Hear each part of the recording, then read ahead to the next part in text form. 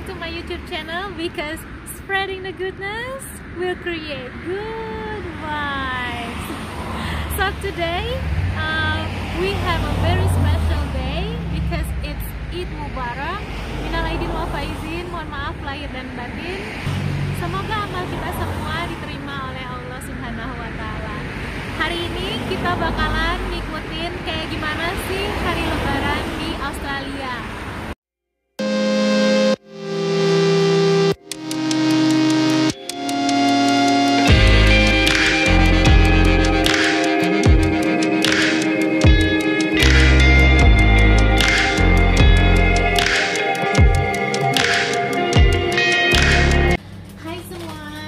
Sampai ke rumahnya Brother Greg. Nah, sekarang aku mau kenalin ada Mbak Titin. Mbak Titin ini udah kayak kakak angkat aku di sini. Beliau udah lulus S3 jurusan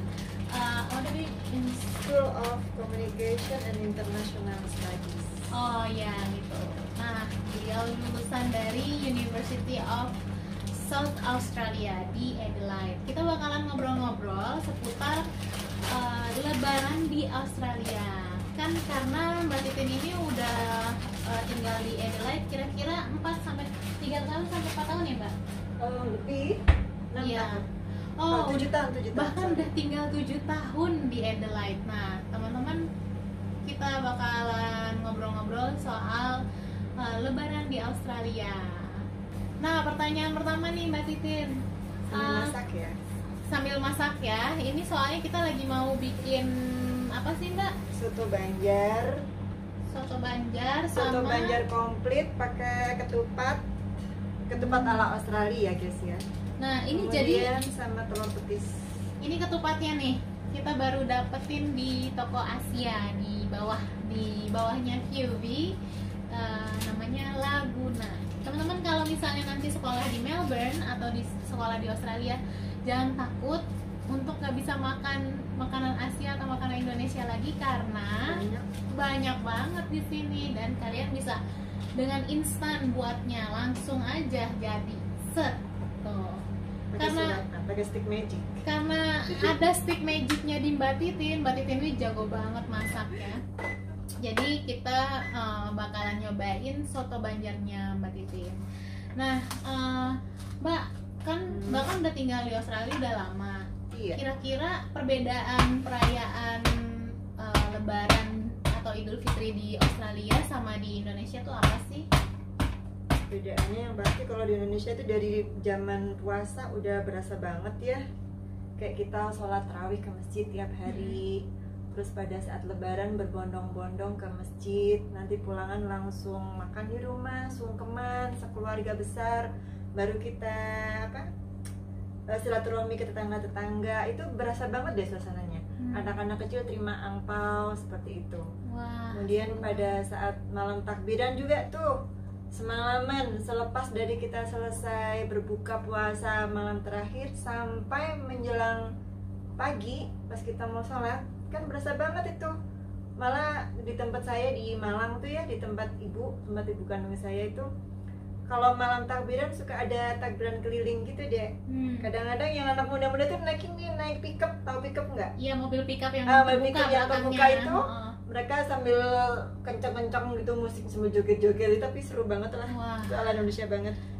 Itu yang di Indonesia. Di Indonesia. Kalau di Adelaide gimana waktu itu? Kalau di Adelaide, karena Adelaide itu kan kota kecil ya. Oh, ini kita ngobrolnya sebelum lockdown ya. Iya, sebelum Kalau lockdown. lockdown kan totally different ya. Total teman-teman. different. Adelaide itu kota kecil, nggak seperti di Melbourne. Penduduk Indonesianya itu kalau dibandingkan Melbourne pasti jauh lah. Paling sekitar 300 orang gitulah terakhir tahun kemarin. Tapi justru karena itu kota kecil, kita jadi kompak. Sepertinya itu hampir seluruh Indonesian students sama PR yang orang-orang menikah dengan orang bule di sana itu kita saling mengenal satu sama lain. Wah. Nah, terus kalau bulan puasa, oh ya, sebelum bulan puasa nih, secara sehari-hari kita punya pengajian. Itu ada banyak macam-macam. Yang saya ikutin tuh ada 2, itu namanya Mias sama Yasin Taman. Mias itu 1 bulan sekali, Yasin Taman tuh udah minggu sekali.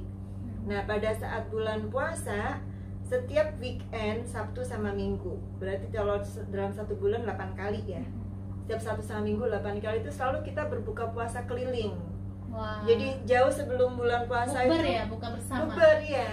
Jauh sebelum bulan puasa itu sudah dilelang di grup itu, di Facebook maupun di WhatsApp grup dilelang.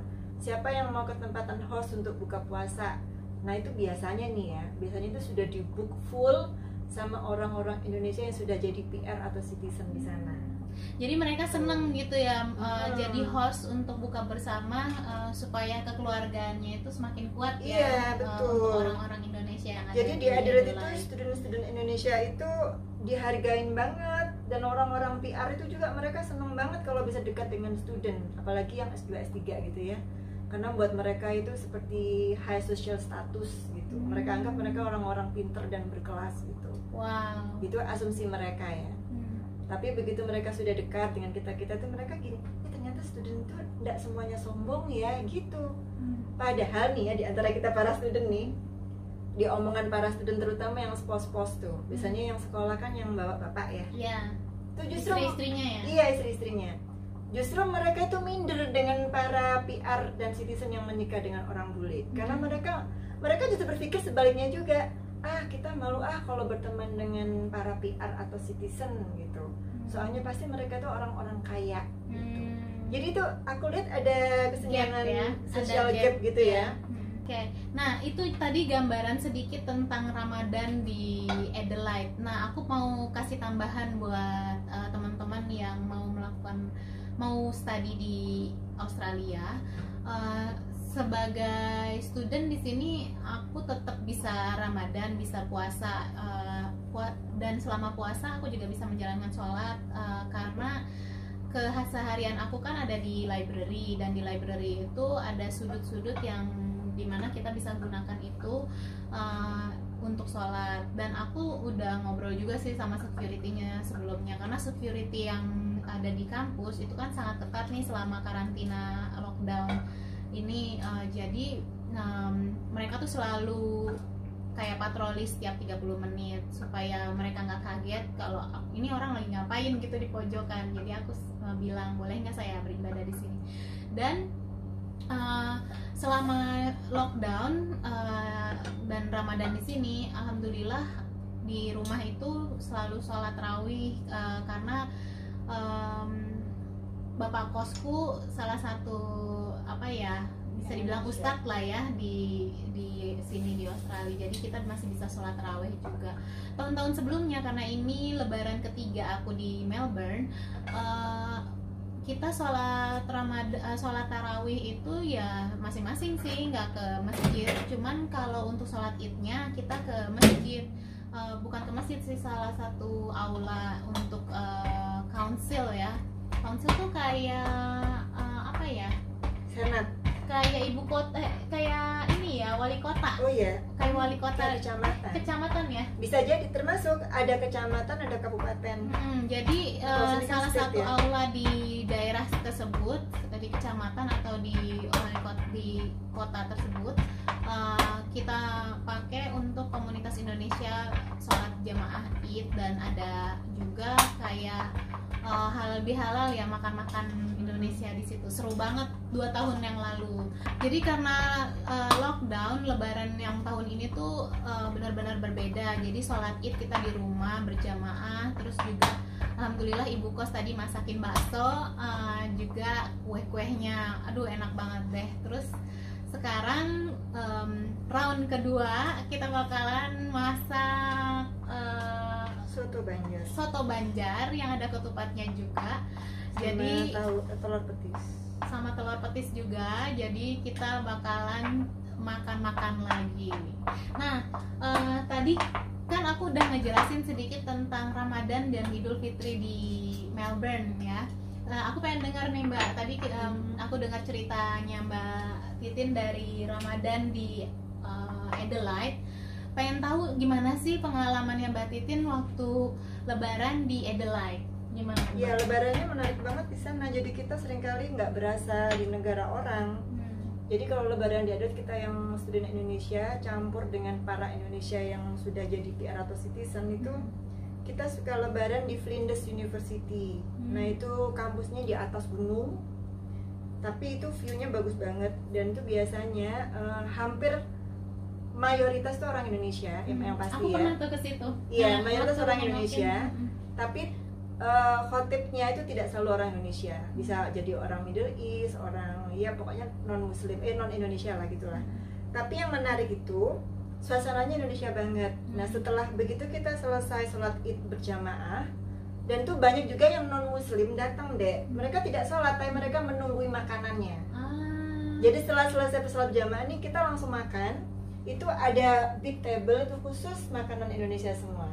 Baru di sebelah sana yang lain tuh juga ada yang Middle East gitu, macam-macam. Dan itu biasanya setiap community dia ini apa kontribusi gitulah. Yang dari Indonesia, yang dari pengajian Nias tadi itu kita punya kas kan.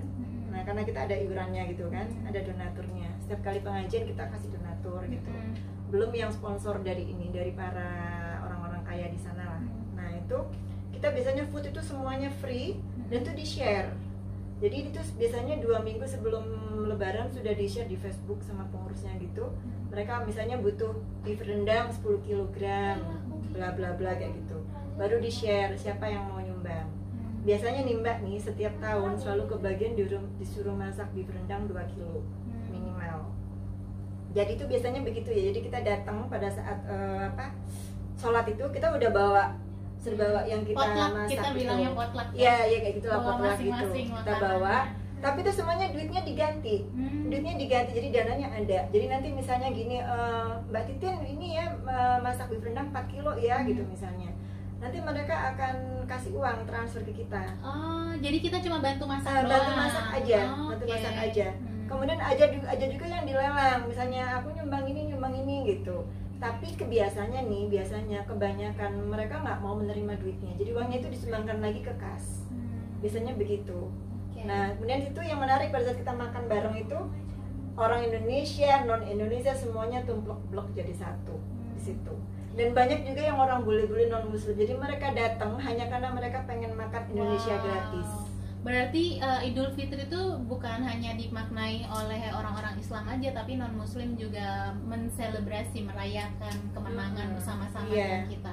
Ini yang penting adalah dari video ini 2 pelajaran yang aku ambil. Satu, bahwa melihat gap di antara kita membuat kita tuh merasa ada kesenjangan, merasa ada perbedaan. Tapi ketika kita kan ada ya pepatah tak kenal maka tak sayang. Ketika kita merobohkan dinding itu, kita jadi tahu orang itu, terus akhirnya jadilah komunitas yang dekat. Seperti yang tadi Mbak Titin cerita, katanya kan kalau misalnya ngelihat orang-orang yang udah PR di Adelaide sama orang-orang yang spouse dari suami-suaminya yang pada student, itu ngerasa bahwa mereka kok kayaknya keren banget sih, sosial statusnya tinggi banget gitu. Nah karena ada gap itu kita bisa menghilangkannya kalau misalnya kita kenalan. Nah makanya teman-teman nanti kalau misalnya jadi student di Australia, kalian harus mau kenalan ya satu sama lain supaya nanti ada teman. Ada big brother brother Greg. Nah jadi yang pelajaran kedua adalah bahwa di Australia ini perbedaannya itu penghargaan perbedaannya itu sangat tinggi, integritinya itu sangat tinggi karena non Muslim atau Muslim sama-sama men-celebrate atau merayakan kemenangan Idul Fitri.